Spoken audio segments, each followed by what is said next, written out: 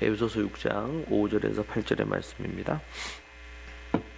에베소서 6장 5절에서 8절의 말씀 우리 합독해서 같이 읽도록 하겠습니다. 4절 말씀인데 같이 읽겠습니다. 종들아 두려워하고 떨며 성실한 마음으로 육체의 상전에게 순종하기를 그리스도께 하듯 하라. 눈가림만 하여 사람을 기쁘게 하는 자처럼 하지 말고 그리스도의 종들처럼 마음으로 하나님의 뜻을 행하고 기쁜 마음으로 섬기기를 주께 하듯 하고 사람들에게 하듯 하지 말라. 이는 각 사람이 무슨 선을 행하든지 종이나 자유인이나 주께로부터 그대로 받을 줄을 알미라. 아멘. 이제 사람과의 관계의 계명, 관계에 있어서 어떻게 그리스도 안에서 행할지에 대하여 세 번째, 부부관계, 그리고 또 부모와 자녀관계, 그리고 주인과 종의 관계, 그 당시에 매우 중요한 그런 관계의 부분이었죠. 그 세 번째 해당되는 말씀이 오늘 우리가 읽고 있는 본문의 말씀입니다. 5절과 9절의 말씀, 종과 상전들에게 주시는 하나님의 말씀이다. 그렇게 볼 수가 있겠습니다. 당시 로마 제국에서는 6천만 명에 가까운 종, 그런 노예죠. 노예들이 있었던 것으로 추산합니다. 그들은 주로 전쟁의 포로가 됐거나 아니면은 여러 부분으로 어릴 때부터 팔려서 빚을 갚는 도구로 팔려가지고 그렇게 해서 종이 되거나 노예가 된 경우들이 있습니다. 포로 아니면은 죄수로 그렇게 있든지 아니면은 어릴 때 그렇게부터 팔려서 그렇게 되었든지. 당시 종들은 매우 비참한 그런 삶을 살았죠. 그래서 우리가 로마 당시 영화를 보면 종들이 어떠했는지를 우리에게 자세히 보여주는 그런 역사적인 고정을 따라서 나타나는 것을 볼 수 있습니다. 그냥 주인의 재산 정도로 되어 있었고 그들의 목숨은 그진 사람의 목숨으로 취급되지 않은 그런 물건 정도로 그렇게 되어 있었던 것을 우리가 볼 수가 있습니다. 그래서 그의 모든 생명까지도 모든 것의 주인이 누구였냐? 상전이었습니다. 상전이 모든 절대적인 생명권 그리고 그 모든 생존권 필요한 모든 권한을 다 주인이 갖고 있었습니다.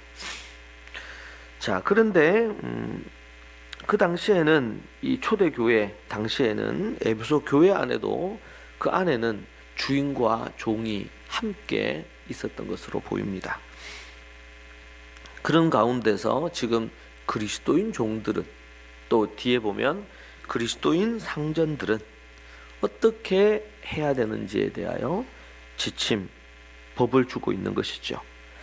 여러분, 세상에는 세상의 법이 있습니다. 세상법. 그 세상법을 어기게 될 때에 처벌을 받게 되겠죠. 하나님께서는 우리에게 그리스도인들에게 그리스도의 법, 그리스도의 법, 성령의 법이라고 성경은 또 표현도 해놨는데 하나님의 법입니다. 세상의 이 국가나 아니면 이런 경찰이나 뭐 검찰이나 이런 부분이 뭔가 우리의 눈에 보이는 그런 사정기관으로서 아니면 법을 집행하는 기관으로서 너무나 권력이 있고 힘이 있고 그렇게 하는 것 같지만 성경은 그리스도의 법, 하나님의 법이 더 중하다고 그렇게 얘기를 하고 있고요. 세상의 법은 재판관은 그 법을 집행을 해서 할 수 있는 것이 처벌이 우리의 생명을 앗아가는 최고의 법이 사형이잖아요. 그 법이 가장 큰 법입니다. 우리의 목숨을 거둬가는 것. 그런데 우리 하나님은 우리의 목숨 그 이상의 우리의 영혼을 지옥불에 떨어뜨리실 수 있는, 우리의 영혼을 지옥으로, 우리의 육체를 지옥으로 그렇게 판결을 내리시고 집행하실 수 있는 분이 우리 하나님이시다. 그것을 우리에게 얘기해 주고 있습니다. 그래서 우리는 눈에 보이는 이런 법관이나 아니면 경찰이나 이들을 두려워하는 것이 아니고 그리스도 안에서 하나님을 온전히 섬기는 자들은 결코 세상의 법에 의해서, 일반 법에 의해서 심판받을 일은 거의 없습니다.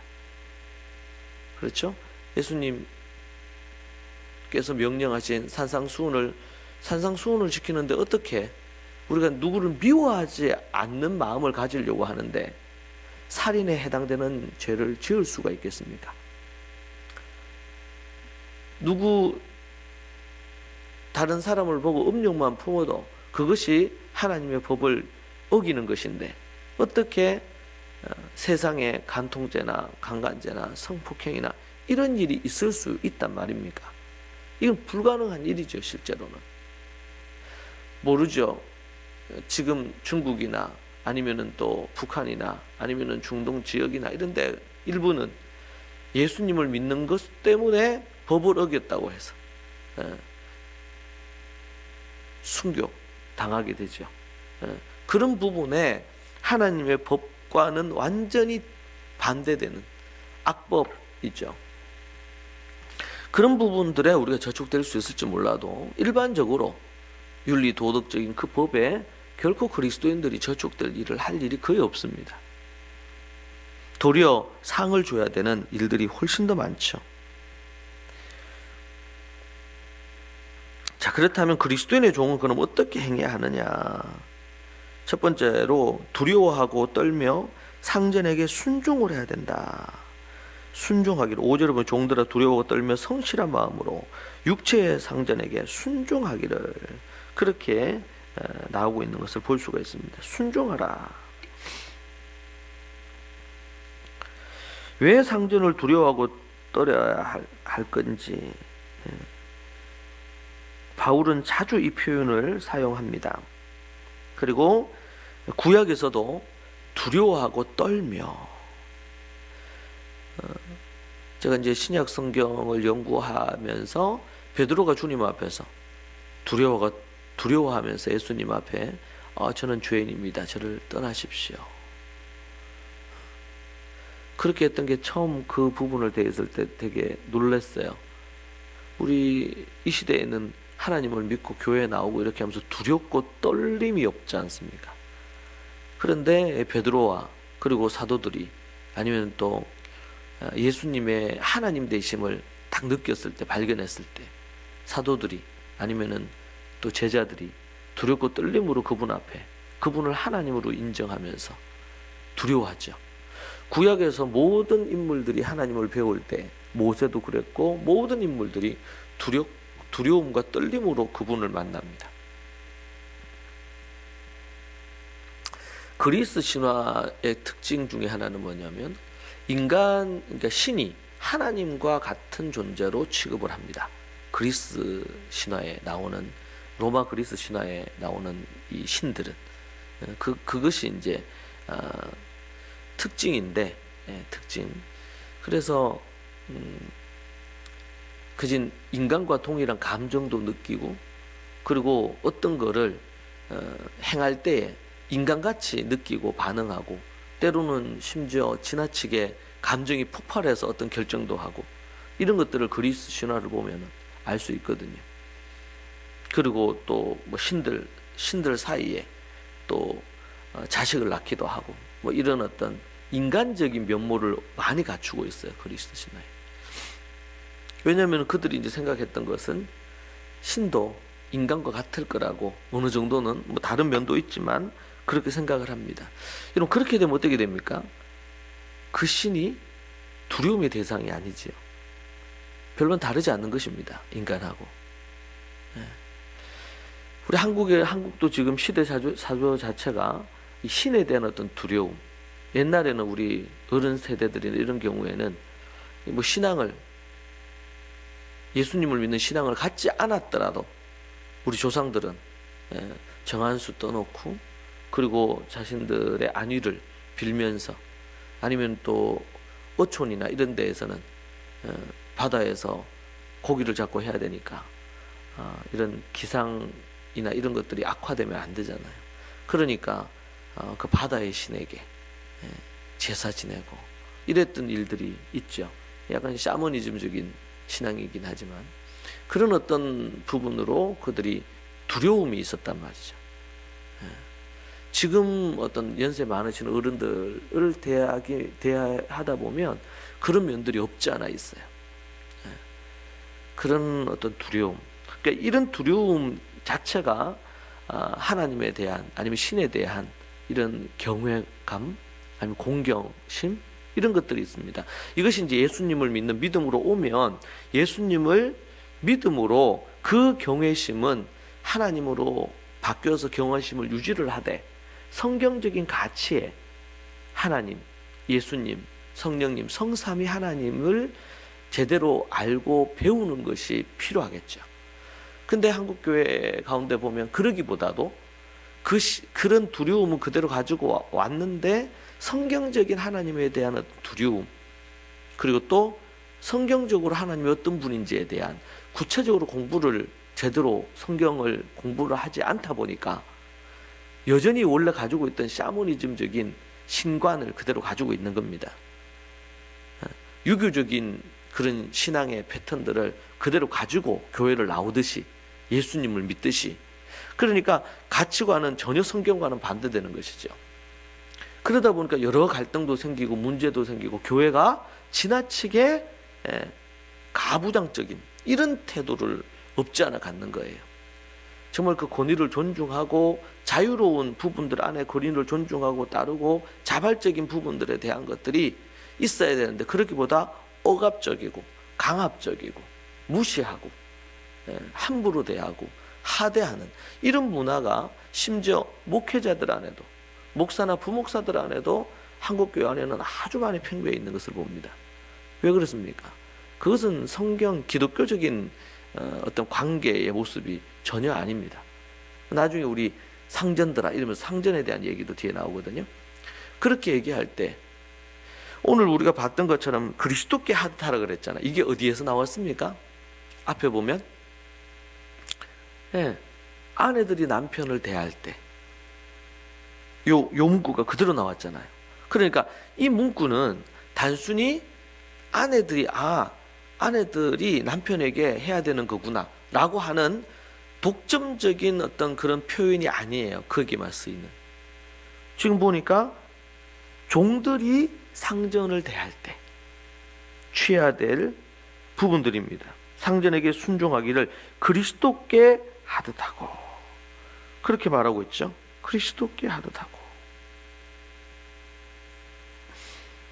7절에도 보면 기쁜 마음으로 섬기기를 주께 하듯하고,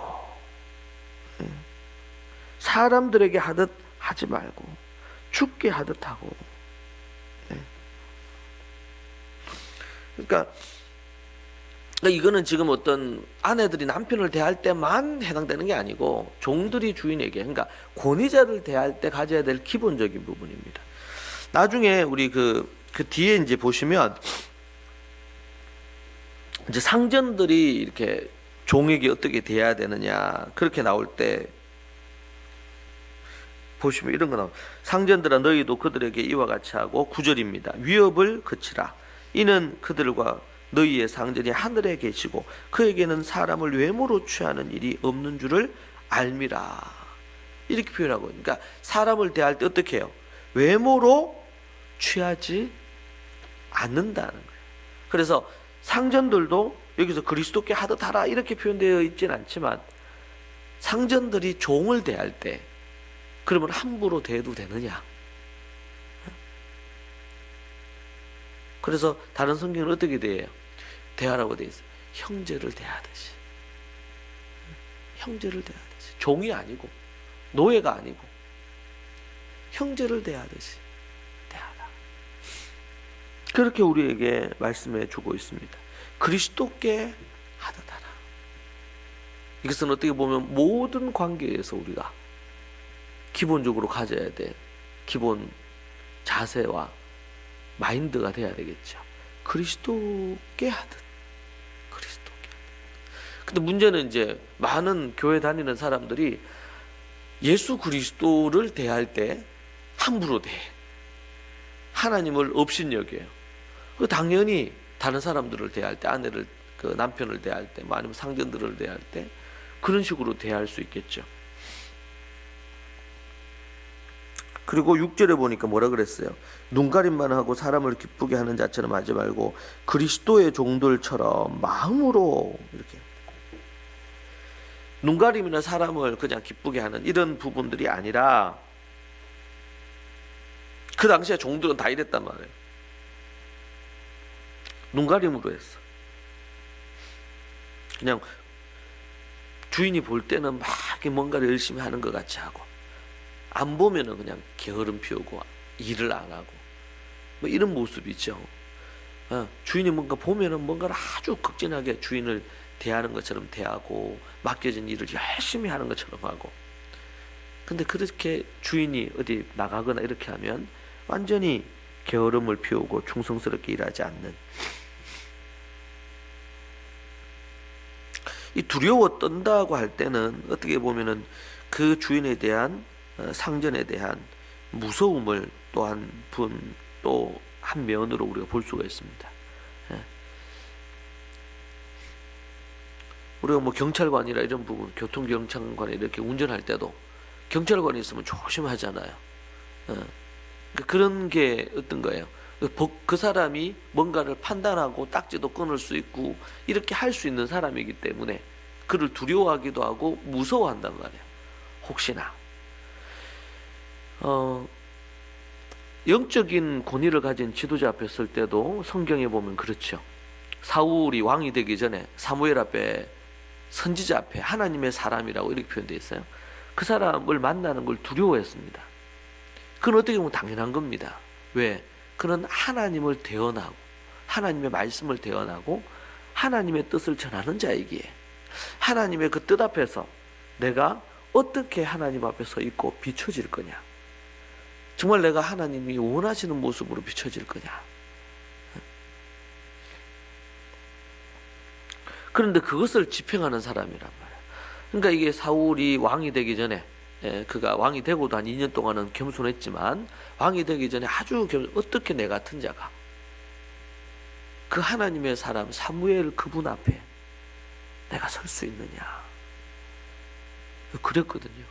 그리고 두려워했어요. 이런 하나님의 이 사람, 하나님의 뜻을 대언하고 하나님의 말씀을 따라서, 이게 이제 영적인 권위다. 자녀들이 어때요? 아버지를, 때로는 어머니를 두려워하는 것입니다. 그건 당연한 거예요. 왜? 하나님이 그 가정에 하나님의 권위자로 세우셨으니까. 근데 만약에 그 아버지를 두려워하지 않는다, 그럼 어떤 거예요? 아버지가 아버지의 권위를 안 갖고 있다는 증거일 수도 있어요.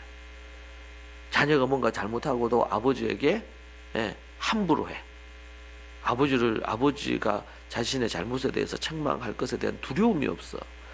그 말은 평소에 아버지의 권위가 없다는 말이기도 해요. 어머니의 권위가 없다는 말이기도 합니다. 근데 이 시대는 그런 탈권위적인 것이 선한 것으로 이해를 한단 말입니다. 그래서 어떻게 됩니까? 사회가 기본적인 권위에 대한 존중도 사라지는 거예요. 예를 들면 연세 있는 어른들을 존중하는. 여러분, 우리 어른 세대들은 때로는, 어제도 제가 어디 글을 하나 읽었는데, 그 어른은 그전 일제시 때부터 시작해가지고 역사를 다 거쳐온 분인 거예요. 그러면서 어떤 안타까움의 어떤 글을 썼던 것을 제가 읽었는데, 그러니까 여러분, 우리 이 노인들의 이 경륜과 지혜를 무시하면 안 되거든요. 나이가 이제 100살에 가까운 이런 분들은 그전 한 세기를 살았잖아요.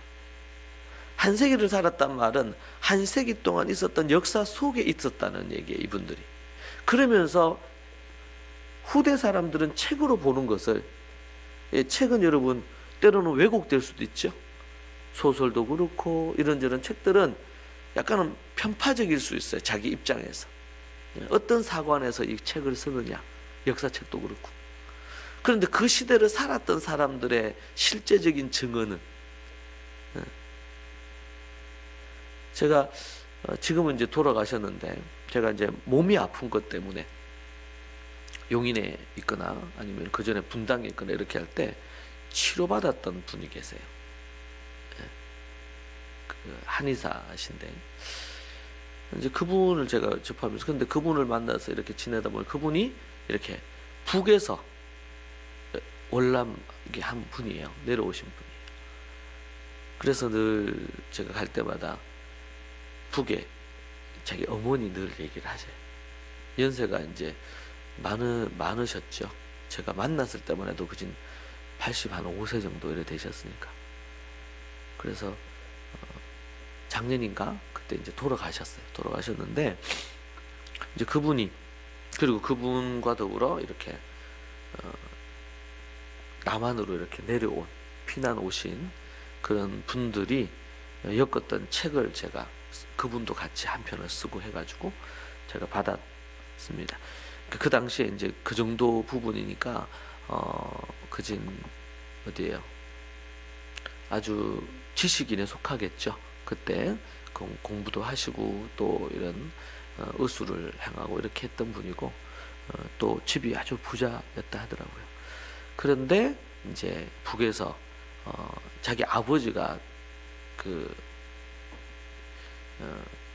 죽는 것을 본 거죠.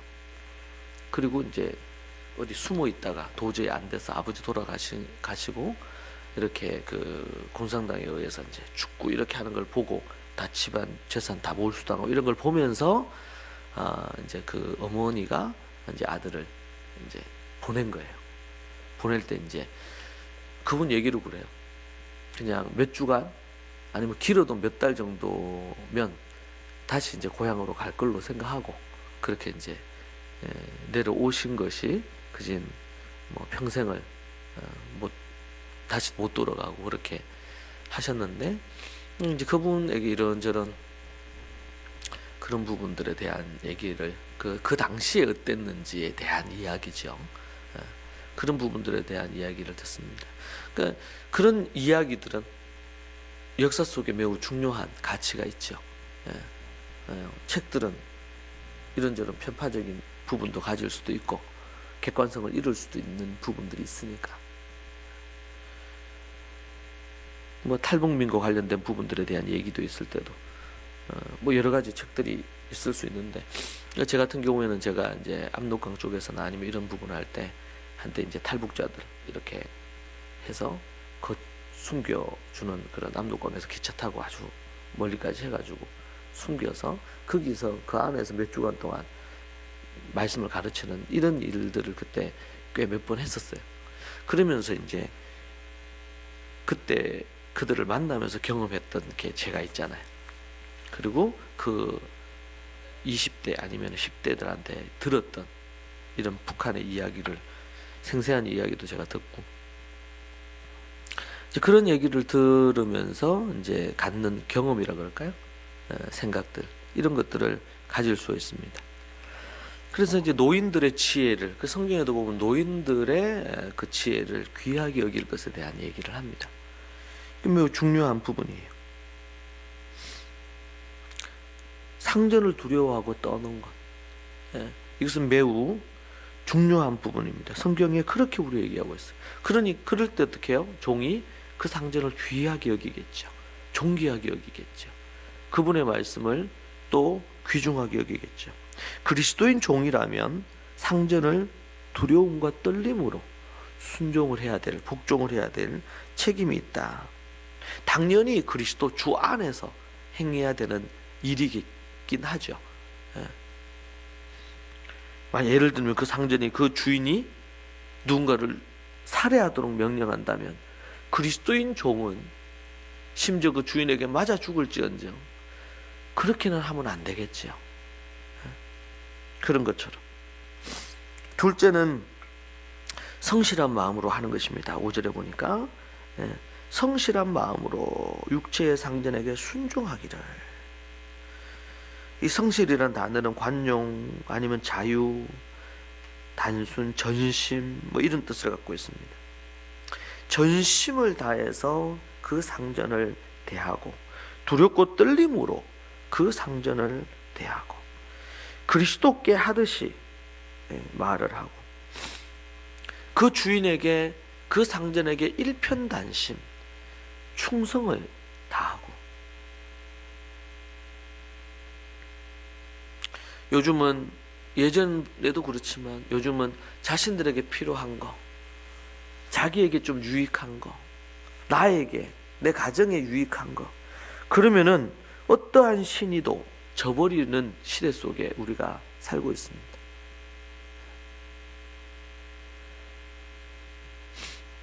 참으로 안타까운 일이죠.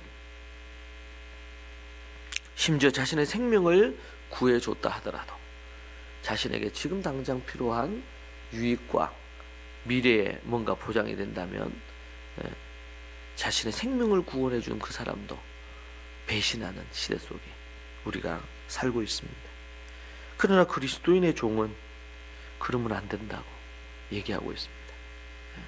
상전을 대할 때에 충성스럽게 성실한 마음으로.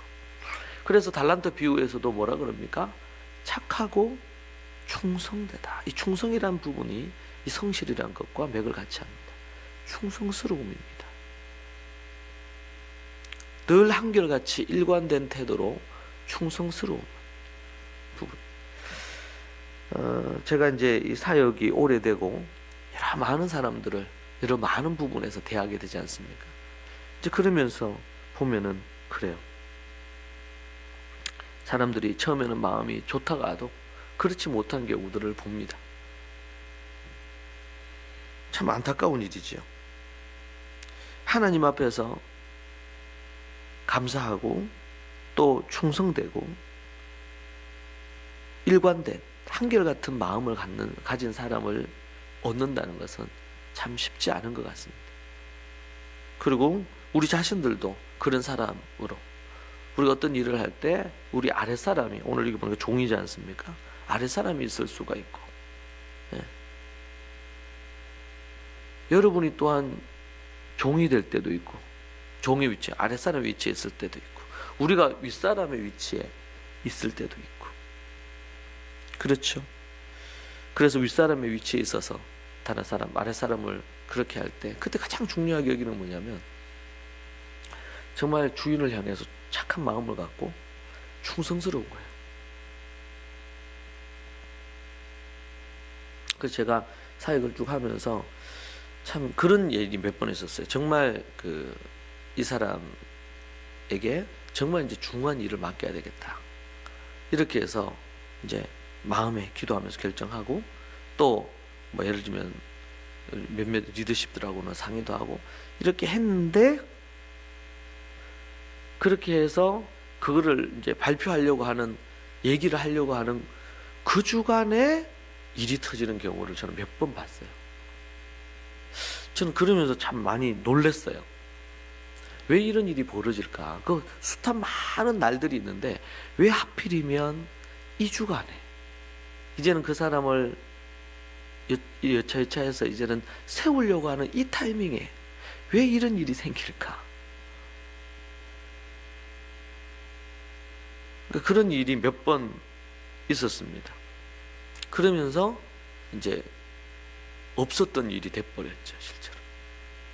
그런 부분을 만약에 그때 그런 결정을 해서 지속이 됐다면 그지 뭐 특별한 어떤 그것이 아니면 평생 함께 갖지 않았을까 저는 그렇게 생각하는데 왜냐하면은 어떤 일을 그렇게 쉽게 맡길 수 있는 일들이 아니니까요. 그런데 딱 그 타이밍에 그때 하고 하나님 앞에 기도하고 이렇게 해서 그 결정을 하고 며칠 후면은 그 얘기를 해서 공식적으로 이거를 이제 발표할 타이밍에서 그런 일이 몇 번 있었어요. 그때 제가 이제 생각했죠. 하나님이 이렇게 막으시는구나. 아니면은 그렇게 하려고 했는데 그 주간에 며칠 동안 정말 전혀 제가 알지 못했던 상상하지 못했던 그런 그 사람이 저지른 죄에 대한 거를 보게 된단 말이에요. 저는 그런 일이 꽤 여러 번 있었습니다. 그러면서 하나님께, 그건 하나님께서 사인을 주신 거잖아요. 그러니까 제가 그렇다고 그 부분을 이걸 어떤 형태로든 얘기할 수 있는 것도 아니고 그냥 간직하는 건데, 그렇게 하나님께서 그때 제가 이제 생각한 건 하나님께서 특별히 말씀하시는 사인이구나. 왜냐면 그 다음 날이면 그 얘기를 하려고 한 건데 그 전날 그런 일이 예를 들면 터진다든지, 그걸 알게 되거나 이렇게 한 것도 누가 의도적으로 와서 얘기해 주는 것도 아니에요. 정말 세상적으로 하면 정말 우연히 알게 되는 부분인데, 근데 아주 결정적인 그런 부분의 일들을, 그런 일을 제가 이런 여러 사역을 하면서 또 교회를 개척하고 지금까지 쭉 오면서 그런 것들을 보게 됩니다. 정말 그 사람이 소위 말해서 그렇잖아요. 정말 진국인가? 정말 사람이 깊이가 있고 사람이 괜찮은가? 이거는 그냥 처음 한번 봐서는 모르잖아요. 저는 한두 번 본다고 또 아는 것도 아닌 것 같고, 아니면 또 몇 년을 같이 지내도 모를 때도 있겠더라고요. 지나 보니까. 정말 제가 볼 때는 사무엘이 그랬던 것처럼 정말 이 사람 왕으로 적합한 것 같다. 웬만하면 그런 영적인 해안이 있으신 분이잖아요, 사무엘이. 그런데도 하나님이 아니라고, 이미 버렸다고 이런 얘기를 한 것처럼, 그런 부분들을 보면 그때마다 저도 그런 생각해요. 정말 내가 하나님 앞에 하나님이 어떻게 나를 보실까? 정말 그리스도인의 종으로서 하나님이 보실 때에 좀 오케이 하실까? 그런 생각을 하게 됩니다. 이 세상은 날이 갈수록 더 이런 충성스러운 사람을 구하기가, 충성스러운 사람을 만나기가 정말 어려운 것 같아요. 갈수록 더 자기의 어떤 것을 챙기는 것에 더 바쁘고 급급하니까.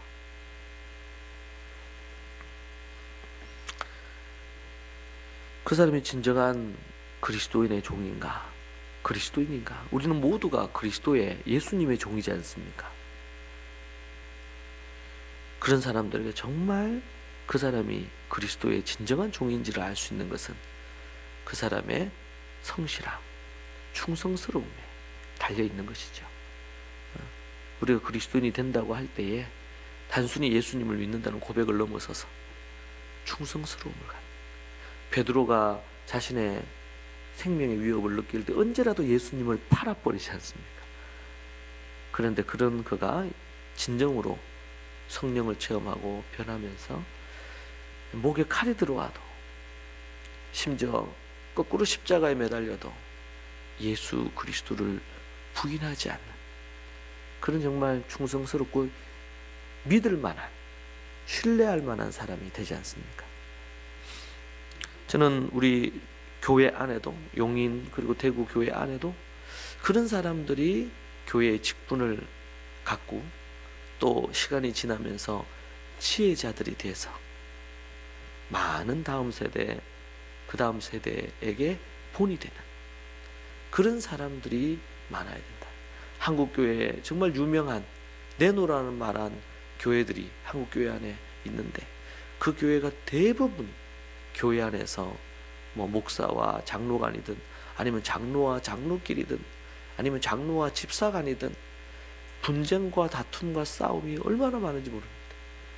그게 돈하고 엮여 있기도 하고, 또 아니면 헤게모니를, 교회 내의 어떤 헤게모니를 잡기 위한 그런 것이기도 하고, 얼마나 타락해 있는지 몰라요.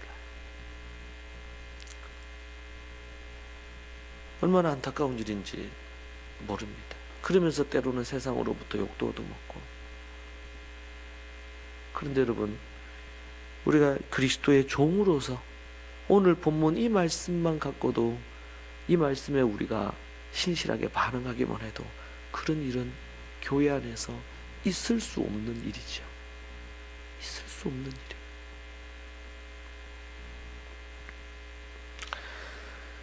우리가 정말 하나님 앞에서 착하고 충성스러운 종으로, 그래서 저는 늘 꿈꾸기를 바울이 로마서 16장에 나오는 그처럼 정말 믿음의 신실한 동력자들, 그런 자들이 우리 교회 안에 믿음으로, 많은 사람들이 막 철새처럼 떠다니면서 신앙생활 하잖아요. 그게 아니라 뿌리를 내리고, 그리고 교회가 곧 자신이라 여기고 교회를 사랑하고, 그리고 주님을 위해서 헌신하고, 그럴 수 있는 하나님 앞에 귀한 그런 일꾼들, 그런 이들이 교회의 집사가 되고 장로가 되고 앞으로, 그리고 교회의 리더가 돼서 섬기는 리더십,